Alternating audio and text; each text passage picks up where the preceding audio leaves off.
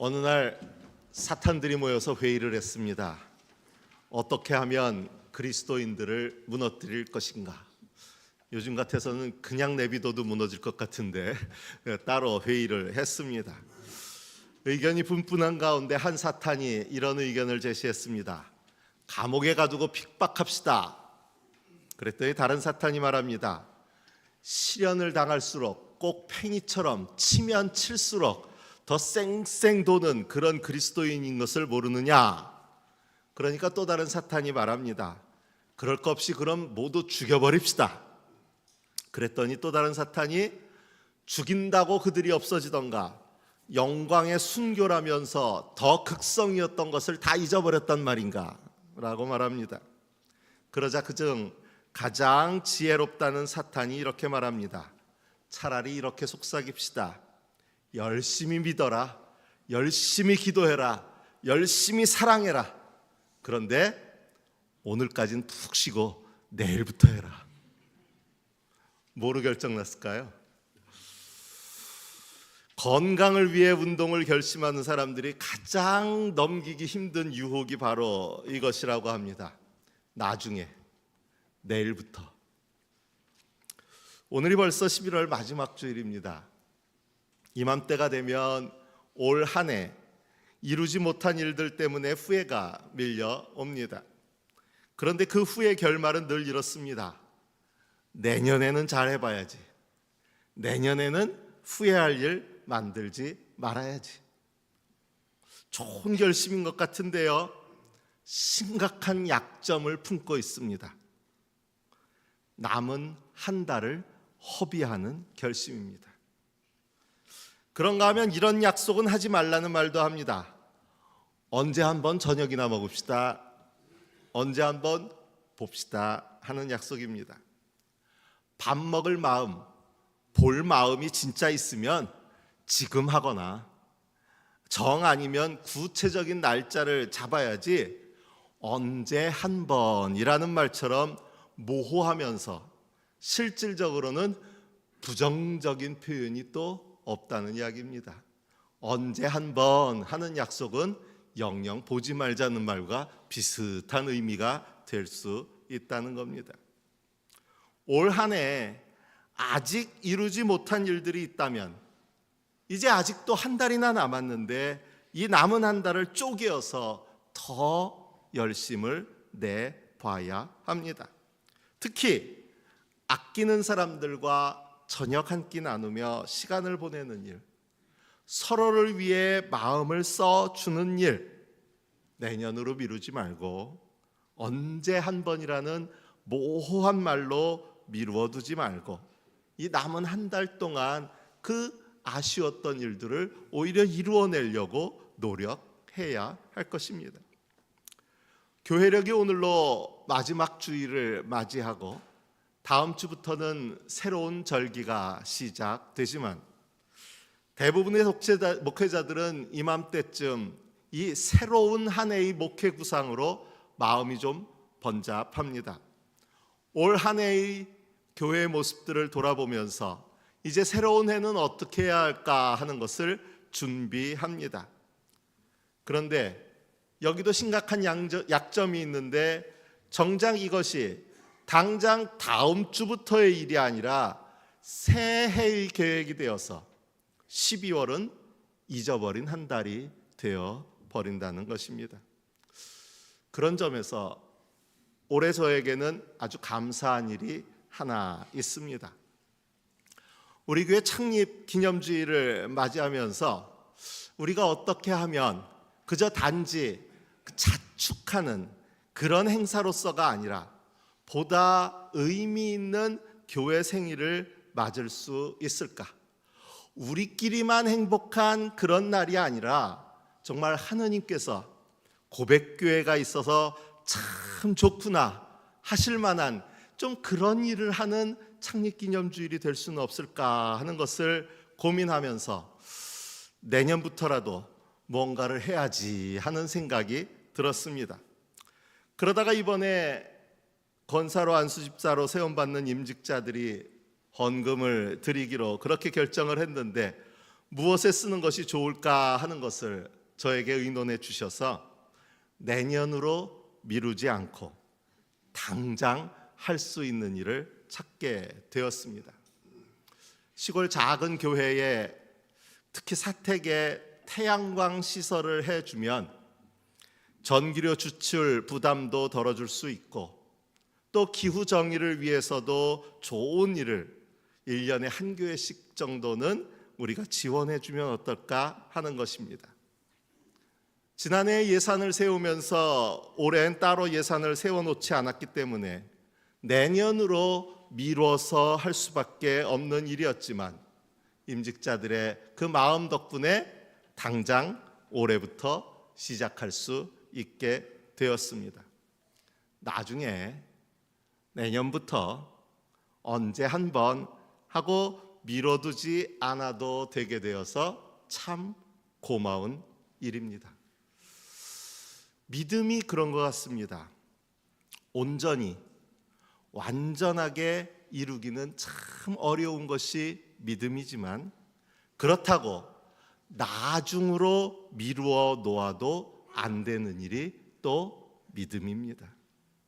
직장 얻고 나서 자리 잡고 나서 또 수험생들 같은 경우는 대학 가서 결혼하고 나서 아이들 키워놓고 그렇게 미루어 두다가 결국은 영영 믿음의 길에 들어서지 못한 사람들이 참 많습니다. 제가 가르쳤던 청년들, 학생들 중에서도 목사님 아이 낳고 좀 한숨 돌리고 나면 돌아올게요. 교회학교 교사 살다가 저 좀 아이들 좀 키워놓고 올게요. 그랬다가 영영 빠이빠이 하고 떠나버린 사람들 얼마나 많은지 모릅니다. 이번에 권사임직을 앞에 두고도 몇 분들께 전화를 드려서 이번에 권사임직하면 참 좋겠네요 했더니 거의 대부분의 분이 첫 마디가 제가 아직 믿음이 부족해서요. 제 믿음이 아직 그만 믿음이 되지 못해서요. 나중에 목사님 나중에. 이제 와서 고백이지만 제 속에 슬쩍 드는 말 중에 하나가 뭐였는지 아세요? 내가 이제는 권사 될 만큼 믿음이 되었다 할 수 있는 일이 과연 올까요? 저도 목사가 되어서 이미 꽤 오랜 시간이 되었지만 아직까지도 고백하는 건 아직도 목사 될 만큼 믿음이 성숙하지 못했어요. 이미 다 그만큼 믿음이 자라나서 그렇게 하는 것 아니죠. 나중에 그렇게 밀어놓다 보면 평생 그럴 순간 오지 않습니다. 교회도 그렇습니다. 봉사도 하고 선교도 해야 한다고 마음은 먹지만 교회 키워놓고 건축해놓고 또 그러고 나면 빚 다 갚아놓고 그렇게 미루다가 세월만 흐릅니다. 비록 아직은 온전하고 완전하지 않지만 서툴더라도 부족하더라도 일단 시작해야 걸어갈 수 있는 길이 바로 믿음의 길입니다. 오늘 주보와 함께 사역 지원서를 나눠드렸는데요. 우리 교회는 잘하는 사람을 찾지 않습니다. 그저 함께할 사람을 찾습니다. 누구에게나 있을 부족함은 서로가 채우고 또 주님이 채워 주실 것입니다. 중요한 것은 오늘 시작할 수 있는 그 마음입니다. 교회력 이야기를 다시 해보자면요, 우리 교회 상황은 좀 복잡합니다. 우리가 읽고 따르는 성서일과는 통상 축제력이라는 것을 기반으로 한 RCL Revised Common Lectionary인데 대림절을 그 시작점으로 삼습니다. 그런데 우리 교단은 또 따로 삼위일체력이라고 해서 9월 첫 주 창조절을 그 출발점으로 삼습니다. 모든 교회가 다 대림절이 첫 주가 되는 게 아니에요. 동방정교회 같은 경우는 한술 더 뜹니다. 부활주일이 첫 주입니다. 그러니까 그때 이미 첫 주를 시작한 거예요. 이런 상황에서 우리 교회는 통상 축제력을 따르면서 또 삼위일체력에 따른 창조절도 지키는데 거기다가 교회 행정은 일반 달력에 맞추고 있습니다. 새해 1월 1일이 첫 날이 되는 거죠. 새해를 3번 맞는 격입니다. 그런데 좋은 점도 있습니다. 계속해서 다시 다짐할 수 있습니다. 다음 주에 우리 또 새해가 되었는데 새 마음으로 해봅시다 했다가 한 달쯤 지나서 2025년 첫 주가 되면 우리 또 새 마음으로 달려봅시다 한 번 더 할 수 있는 기회가 있다는 얘기예요. 근데 그냥 웃자고 드리는 말씀이 아니라요, 어쩌면 이것이 맞는 일입니다. 우리는 매일을 새로운 시간으로 살아가는 사람들이기 때문입니다. 무위당 장일순 선생님이라는 분이 계시는데요, 이런 삶을 오늘살이라는 말로 풀어 주었습니다. 선생님은 오죽하면 밤에 잠에 들 때 칠성판, 관에서 쓰고 장례할 때 쓰는 그 칠성판을 침대 삼아서 칠성판 위에서 주무시면서 어제 나는 죽고 새로운 날 새로운 생명으로 태어난다라고 이야기하셨습니다. 오늘이라는 하루하루가 중요하다는 의미입니다. 그래서 장일순 선생님은 몇 살 먹었다는 햇수 세기를 그만두고 날수 세기를 제안하십니다. 10살 먹은 아이들은 3650일 산 녀석 이렇게 부르는 거예요. 오늘부터 당장 40날수를 해가 아니라 날짜로 계산하려면 내가 몇 살 먹었는 것도 다 까먹었는데 날짜로까지 기억하려면 아마 참 힘드실 텐데, 그 의미는 하루하루를 허투루 살지 말자는 거예요. 우리가 사는 하루하루는 1년 365일 중에 한 날이 아니라 얼마나 소중한 하루하루인지를 기억하면서 살아야 된다는 이야기입니다. 예수님에게 이것은 지금 여기에서 하느님 나라를 사는 삶이라고 할 수 있습니다. 오늘 좌절하고 낙심한 사람들에게 힘이 되고 소망이 되는 하느님 나라는 결코 미래를 바라보는 막연한 약속이 아닙니다. 물론 그 나라는 그러나 아직인 나라이지만 우리는 이미 지금 여기에 임하신 그 하느님 나라를 믿음으로 받아들이고 살아가는 사람들이기 때문입니다. 누가복음 17장에 보면 예수님이 하느님 나라를 설명하시면서 보아라, 하느님의 나라는 너희 가운데에 있다라고 말씀하십니다. 너희 가운데 올 것이다가 아니에요. 너희 가운데 있다라고 말씀하십니다. 비록 오늘의 나는 힘겹고 어려운 삶을 살아가고 있을지라도 우리는 여전히 하느님 나라를 살아가고 있는 사람들이라는 이야기입니다. 로마서 12장에서 말하는 환난과 고난에도 믿음을 지키고 소망 중에 즐거워하며 환난 중에 참고 기도에 항상 힘쓸 수 있는 이유, 그것이 바로 우리 가운데 있는 하느님 나라입니다. 다니엘의 세 친구 이야기가 기록된 다니엘서 3장에 보면 그들이 극렬히 타오르는 풀무불 앞에서 하느님께서 능히 그들을 건져주실 것이라는 믿음을 보이는데, 그 믿음 뒤에 이런 말을 덧붙입니다. 비록 그렇게 되지 않더라도 우리들은 임금의 신들을 섬기지 않겠다라고 말합니다.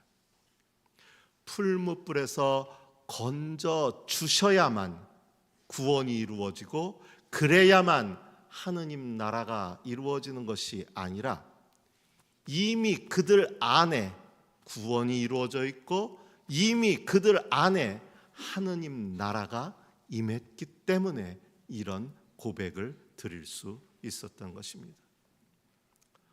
바울은 로마서에서 이렇게 말합니다. 누가 우리를 그리스도의 사랑에서 끊을 수 있겠습니까? 환난입니까? 곤고입니까? 박해입니까? 굶주림입니까? 헐벗음입니까? 위협입니까? 또는 칼입니까? 나는 확신합니다. 죽음도 삶도 천사들도 권세자들도 현재일도 장래일도 능력도 높음도 깊음도 그 밖에 어떤 피조물도 우리 주 예수 그리스도 안에 있는 하나님의 사랑에서 끊을 수 없습니다. 이미 지금 여기에서 하나님 나라를 살아가는 사람의 고백입니다. 이미 지금 여기에서 그 안에 주 예수 그리스도를 모시고 하나님 나라를 살아가는 사람이라면 환난이나 공고나 박해나 굶주린 따위는 나와는 상관없다는 거예요. 나는 이미 하나님 나라를 살아가고 있기 때문에 그것에 두려워 굴복할 우리가 아니라는 거예요. 조금 어렵다고 조금 힘들다고 나를 주 예수 그리스도의 사랑에서 끊을 수 있다고요? 무슨 말이십니까? 나는 이미 하나님 나라를 살아가고 있습니다. 오늘 우리 바울의 고백이라는 이야기입니다.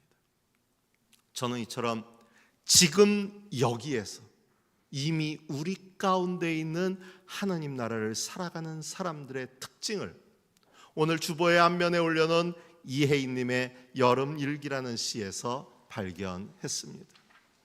뜬금없이 겨울의 초입에 여름일기니까 이게 뭘까라고 생각하셨겠지만요, 그 중간에 있는 한 구절만 옮겨보면 이렇습니다.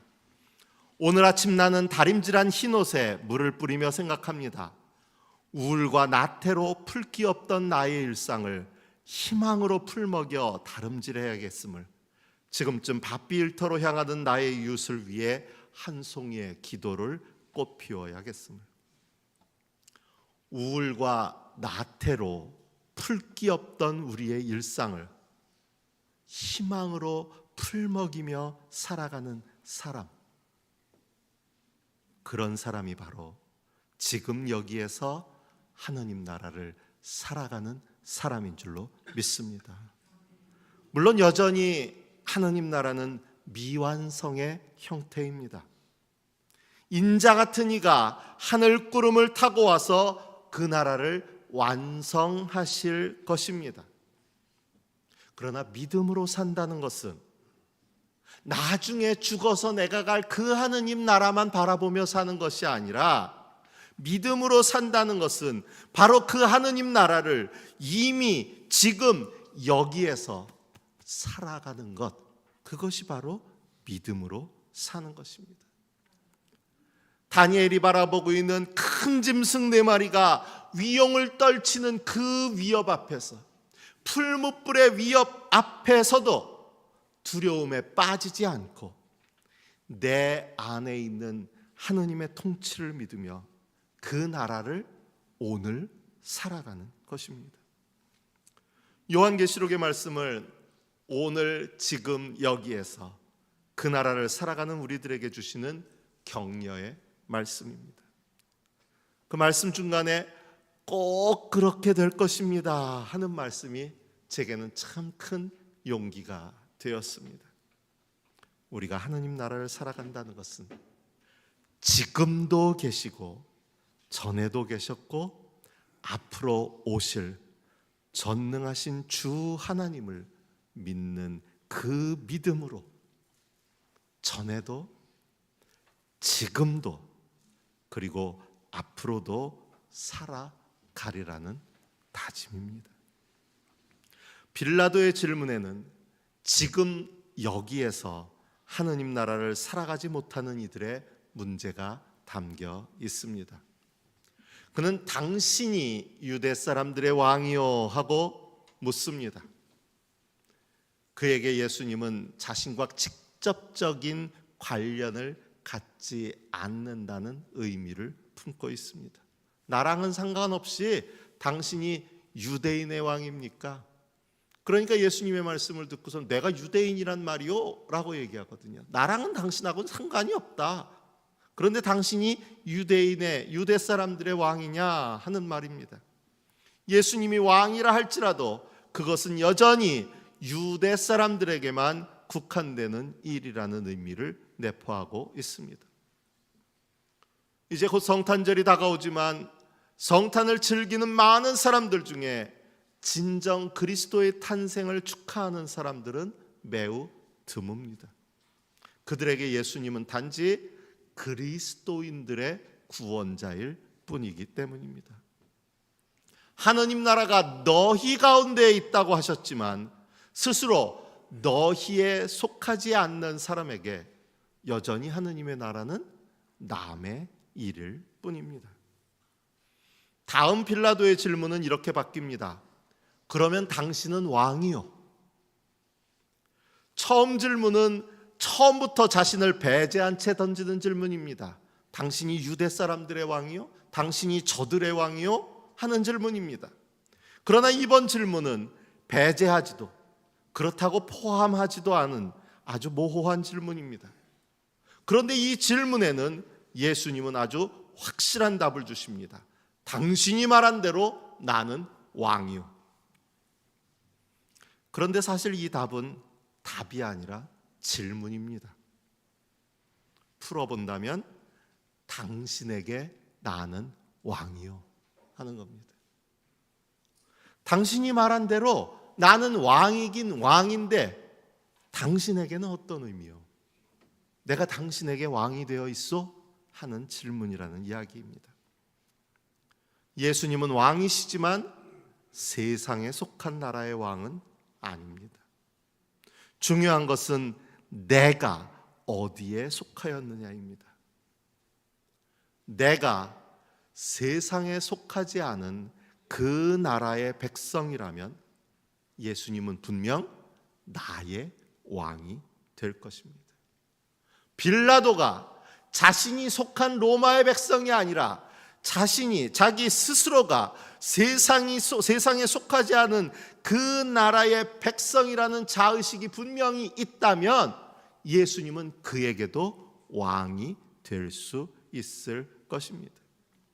그러나 그렇지 않다면 예수님은 나와 상관없는 왕일 뿐입니다.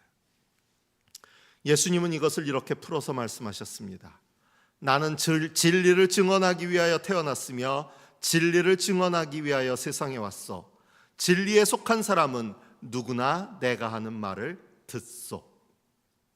결국 빌라도가 그러면 당신은 왕이요 하고 물은 것은 그가 진리에 속하지 않았다는 반증일 뿐입니다. 그렇다면 우리는 어떻습니까? 여러분은 진리에 속한 사람입니까? 하느님 나라를 소망하며 믿음으로 산다고 하지만 정작 우리의 관심은 진리보다는 세상에 속한 것들에 매여 있지는 않습니까? 오늘 지금 여기에서 하느님 나라를 살아간다는 것은 우리가 세상에 속한 사람인가? 그렇지 않다면 진리에 속한 사람인가를 묻는 질문입니다. 통상 축제령상 교회력의 마지막 주일을 몇몇 교단에서는 그리스도 왕주일 또는 왕국주일이라고 부릅니다. 그리스도가 왕이심을 분명히 하고 그 마음으로 오실 주님을 기다리는 의미가 새로운 해로 이어지게 됩니다. 여기서도 여전히 중요한 것은 우리가 그리스도에게 속한 사람인가, 진리에 속한 사람인가, 하느님 나라에 속한 사람인가입니다. 이것이 불분명한 채 그리스도 왕주일로 한 해를 마감하고 왕이신 주님을 기다리는 대림절로 새해를 시작한다는 이 절기의 변화는 아무런 의미가 없기 때문입니다. 저와 여러분이 그리스도에게 속한 사람, 진리에 속한 사람이 된다면 우리가 결단의 마음으로 함께 부르게 될 찬송가 438장의 가사처럼 내 영혼이 은총 입어 중환제진 벗고보니 슬픔 많은 이 세상도 천국으로 화하게 됩니다. 주의 얼굴 뵙기 전에는 멀리 뵈던 그 하늘나라가 내 마음속에 이루어집니다. 높은 산이 거친 들이 초막이나 공거리나 내 주 예수 모신 곳이 그 어디나 하늘나라가 됩니다. 주 예수와 동행하니 그 어디나 하늘나라. 오늘 지금 여기에서 그리스도에게 속한 사람으로, 진리에 속한 사람으로, 그리스도를 왕으로 고백하며 살아가는 사람만이 이미 우리 안에 있는 하느님 나라를 살아갈 수 있고, 또한 오실 주님과 그 나라를 간절히 고대하며 기다릴 수 있습니다. 우리에게 주님은 전에도 지금도 그리고 오실 나라에서 영원토록 왕이신 분이시기 때문입니다. 이 믿음으로 지금 여기에서 하느님 나라를 살아갈 수 있는, 매일매일 어떤 상황과 처지에서도 주 예수와 동행하니 그 어디나 하늘나라입니다. 믿음으로 고백하고 여러분들의 하루하루가 하늘나라의, 하느님 나라의 삶이 되어지는 그런 하루하루가 되어지시기를 바랍니다. 주신 말씀을 마음에 새기며 묵상합니다.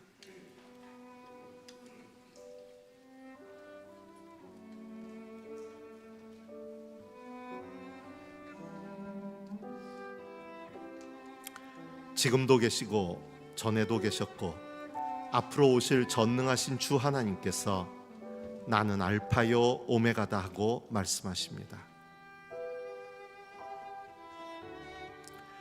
당신이 말한 대로 나는 왕이요, 나는 진리를 증언하기 위하여 태어났으며 진리를 증언하기 위하여 세상에 왔어.